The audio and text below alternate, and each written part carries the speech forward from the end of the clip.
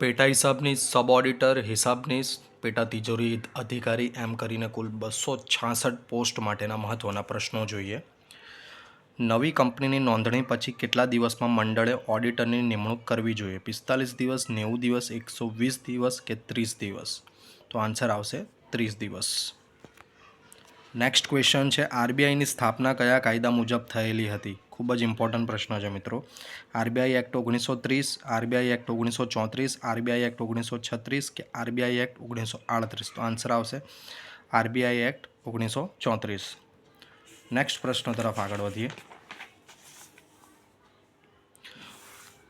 1965ના company ધારાના સુધારા દ્વારા કલમ ખાલી જગ્યા ઉમેરીને કોસ્ટ ઓડિટ દાખલ કરવામાં આવ્યું છે. તો ઓપ્શન છે 233A, 234A, 235A કે 236A? તો આન્સર આવશે 233A. નેક્સ્ટ પ્રશ્ન છે, institute of chartered accountants of India ICAI નામની સંસ્થા કયા વર્ષે સ્થપાયેલ? 1947, 1948, 1949 કે 1950? તો આન્સર આવશે 1949.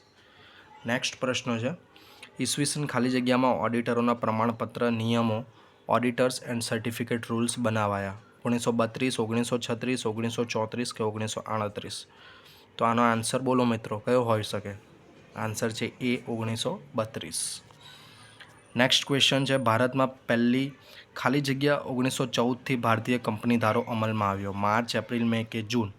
તો 1 એપ્રિલ. તો આ પ્રકારના પ્રશ્નો મેળવવા માટે ચેનલ પર નવા હો તો સબસ્ક્રાઈબ કરી દો. હા, અને જે લોકો તૈયારી કરે છે એને શેર કરવાનું ન ભૂલતા. લાઇક, શેર એન્ડ સબસ્ક્રાઈબ કરી દો.